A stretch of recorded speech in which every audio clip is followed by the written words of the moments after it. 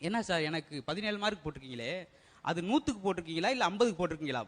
100க்கும் போடல 50க்கும் போடல, உன் மேலே உள்ள பரிதாபத்துக்கு போட்டிருக்கீங்க. போ பொழைச்சிட்டு போடா, பொழைச்சிட்டு போ. வாங்க இருக்கா போனார் கடைக்கு. 5 கிலோ வெங்காயம் கொடுங்க. சின்ன வெங்காயமா பெரிய வெங்காயமா? சின்ன வெங்காயமா கொடுங்க. பெரிய வெங்காயம் சுமக்கிறதுக்கு ரொம்ப சிரமமா இருக்கும் அப்படின்றிருக்கான். டேய் குமார், நாளைக்கு 7 மணிக்கு எங்கள் வீட்டுக்கு வாடா. மண் வெட்டி கடப்பாறை கம்பி தட்டு எல்லாம் எடுத்துகிட்டு வா. எதுக்குடா உங்கள் வீட்டுக்கு? நாளைக்கு செடி கொடி மரம்லாம் வைக்கலாம்னு பார்க்குற வீட்டில்.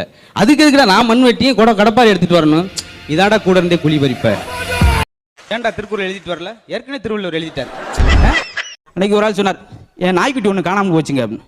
பேப்பரில் விளம்பரம் கொடுக்க வேண்டியானா? என் நாய்க்கு படிக்க தெரியாதுல்ல, விளம்பரத்துக்கு கொடுத்த என்ன செய்யும்? காதல்னா என்ன தெரியுமா? என்னது? காதல்ங்கிறது ஒரு சுகமான வழி. சுகமான வழி இல்ல, அது சுடுகாட்டுக்கு போற வழி.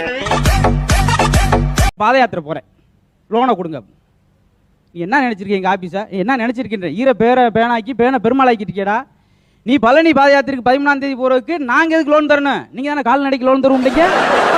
வார்த்தை அப்படி தனித்திலே பிரிச்சு எடுத்துட்டு போறாங்க. நேற்று நான் திருடிட்டு இருக்கும்போது போலீஸ் வந்துருச்சு. ஐயோ ஓடுனியாடா? எங்கடா? போலீஸை பார்த்தோன்னா கையும் ஓடல காலும் ஓடல.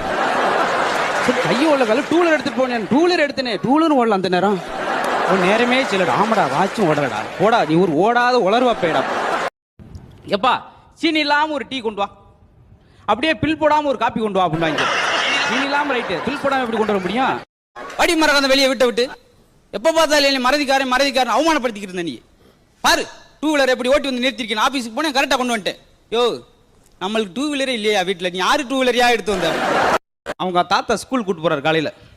தம்பி வேற லஞ்ச் பேக் நான் எடுத்துக்கிறவா? வேணாம் தாத்தா. சரி ஸ்கூல் பேக் நான் எடுத்துக்கிறேன். வேணாம் தாத்தா. வாட்டர் பாட்டில் வச்சு எடுத்துக்கிறேன்டா. 3மே நான் எடுத்துக்கிறேன் தாத்தா. அப்புறம் நான் எதை எடுக்க? என்னை மட்டும் தூக்கி அப்படின்னு இருக்கான். அப்ப என்ன அர்த்தம்? ஒரே விஷயத்தான்.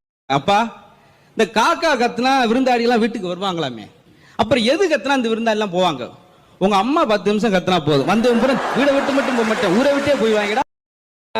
பல் கட்டணும் சொல்லி ஒரு டாக்டர்கிட்ட போனாலும் பொண்ணு என்னாச்சு? பல் டாக்டரே கட்டிட்டு வந்துருக்காங்க. அனகொண்டாவுக்கும் அலுமினிய குண்டாவுக்கும் என்ன வித்தியாசம்? ஏதாவது சம்மந்தம் இருக்காயா? அனகொண்டா எங்க இருக்கு, அலுமினிய குண்டா எங்க இருக்கு? நீ கொஞ்சம் தண்ணிக்குள்ள இருந்தா அது அனகொண்டா, தண்ணி உள்ள இருந்தா அது அலுமினிய குண்டா. எங்க நீங்க இந்த படத்துல ஒரு பன்னி மேய்க்கிறீங்க, இமேஜ் கெட்டு போயிருங்க. நீங்க மேய்க்கலன்னா பன்னியோட இமேஜ் கெட்டு போயிடும். இப்ப எது உங்களுக்கு நல்லது நினைக்கிறீங்க? ஏன் அங்கிள் இந்த கரண்ட் போகுதுன்னு சொல்றாங்களே, அது எங்க தான் போகுது? நான் முக்கியமான ஒரு வேலை கிளம்பிக்கிட்டு திரும்பிட்டு சகுனம் சேரல. அது மாதிரி இதுக்கு என்ன பதில் சொல்ல? உங்க வீட்டுக்கு விளக்கு ஏத்துறதுக்காண்டி லட்டு மாதிரி வரங்க.